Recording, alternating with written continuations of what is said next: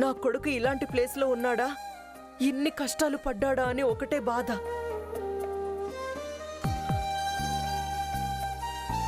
అవును, ఆ వీరయ్య లోపలే ఉన్నాడా? ఉన్నాడమ్మా. అతను కూడా బయటకొస్తే బాగుండేది. ట్రై చేద్దామంటే ఝాన్సీ లేకుండా ఏం ట్రై చేస్తామమ్మా? Gautam, have it. Thank you నాన్న. అయ్యో, మీకు ఈ డ్రింక్ అంటే చాలా ఇష్టం కదా. బయట ఉన్నప్పుడు రెగ్యులర్గా తాగుతూ ఉంటారు కదా. నాకు అసలు గుర్తే లేదు. బొకే గురించి ఆలోచించాను కానీ ఇవన్నీ ఆలోచించలేదు. సరే సరే, ఏదైనా ఉంటే ఇంటికెళ్ళి మాట్లాడుకోవచ్చులే. పదండి వెళ్దాం. నాన్న, ఝాన్సీ గురించి ఏమైనా తెలిసిందా? తన ఫోన్ ఆన్ అయిందా? అసలు ఇప్పుడు ఎక్కడుందంట?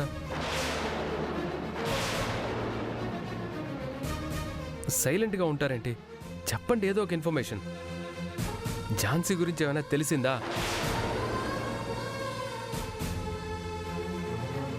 ఇంకా లేదు నాన్న, కంగారు పడుకు. ఇంటికి వెళ్ళి ఏం చెయ్యాలో ఆలోచిద్దాం. నువ్వేం కంగారు పడుకురా. అయినా ఇప్పుడు తన గురించి ఎందుకు సార్?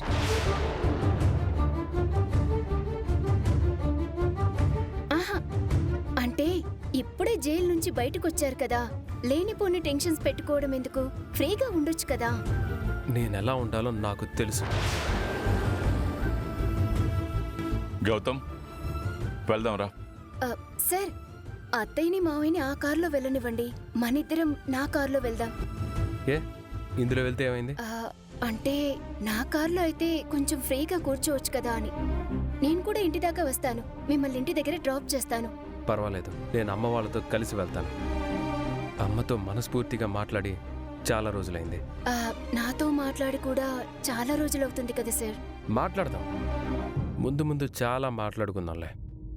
ఇక పర్మనెంట్గా బయటే ఉంటాను కదా, మళ్ళీ జైలుకి వెళ్ళాను కదా. గౌతమ్, ఏంటి నాన్న ఆ మాటలు? గౌతమ్, వెళ్దాం పద. సార్, మీరొస్తారని చాలా ప్లాన్లు వేసుకున్నాను. ఏం ప్లాన్లు? అంటే ఏం లేదు, చిన్న చిన్న ప్లాన్లే. వెళ్తూ వెళ్తూ మనిద్దరం కలిసి సరదాగా ఐస్ క్రీమ్ తినాలని, అలానే వెళ్తూ వెళ్తూ ఏదైనా పార్కులో సరదాగా కాసేపు మాట్లాడుకోవాలని, అంతే సార్. చెప్పాను కదా, చాలా టైం ఉంది. బాయ్. సార్, నాన్న కీస్ ఇవ్వండి, నేను డ్రైవ్ చేస్తాను.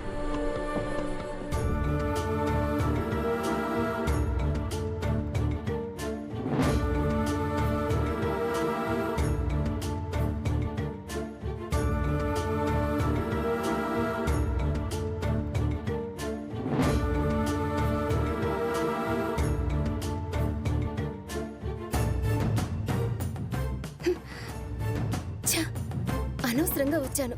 అమ్మతో మాట్లాడాలంట, అమ్మతో కూర్చుంటాడంట. పసిపిల్లాడు మరి. మాట్లాడకుండా ఒక్క క్షణం కూడా ఉండలేకపోతున్నాడు. చెప్తా, మీ ఇద్దరి సంగతి చెప్తా.